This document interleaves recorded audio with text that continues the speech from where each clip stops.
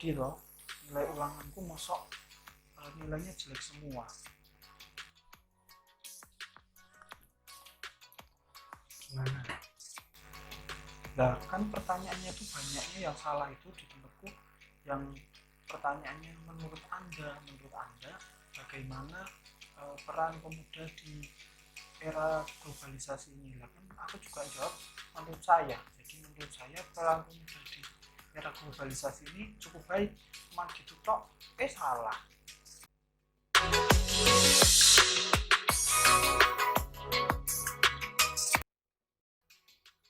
Pendapat itu harus ada dasarnya, harus ada alasannya.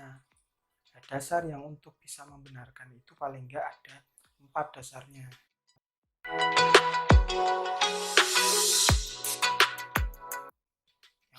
Yang pertama, kebenaran menurut agama. Kebenaran menurut agama ini sifatnya mutlak, berasal dari Tuhan.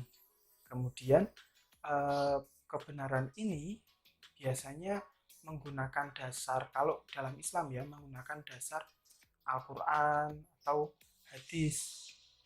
Contohnya dalam Islam itu dilarang mencuri, atau mencuri itu adalah perbuatan yang tercela, perbuatan yang salah, tidak dibenarkan untuk mencuri.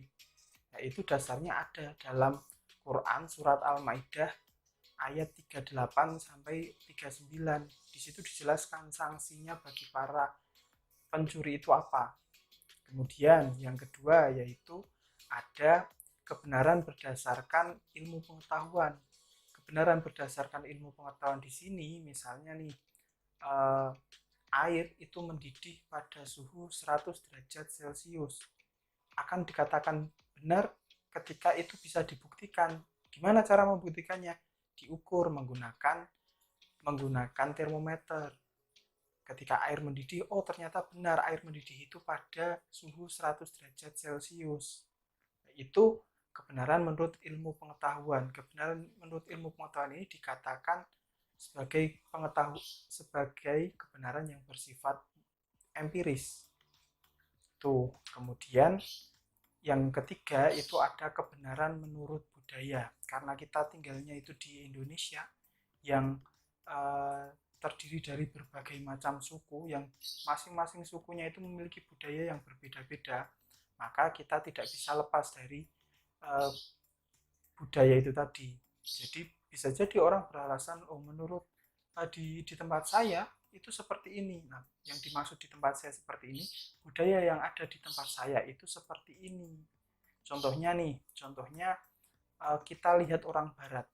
Orang Barat itu ketika dia lewat di depan orang yang lebih tua, maka mereka akan asal lewat saja. Tidak ada keharusan dia untuk permisi atau kulo nuwun kalau orang Jawa. Sedangkan di Jawa, di Jogja saja, coba kalian lewat di depan orang tua tanpa permisi atau tanpa kulo nuwun, maka nanti yang terjadi apa? Kalian akan dicap sebagai orang yang salah. Salahnya kenapa? Harusnya kalau lewat di depan orang yang lebih tua itu merunduk, kemudian permisi atau kulo nuwun atau nyuwun sewu gitu. Itu akan dikatakan salah ketika kalian tidak melakukan hal tersebut. Itu kebenaran menurut budaya. Yang terakhir yaitu kebenaran menurut hukum. Nah, kebenaran menurut hukum di sini ini biasanya menggunakan undang-undang untuk menjadi dasar kalian berpendapat.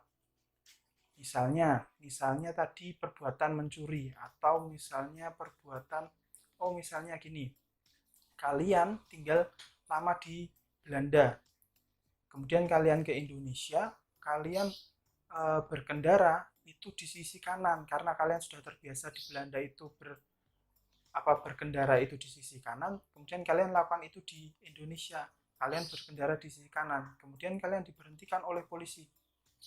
Dan ketika kalian diberhentikan, kalian menolak untuk diberikan sanksi. Loh, saya kan nggak tahu.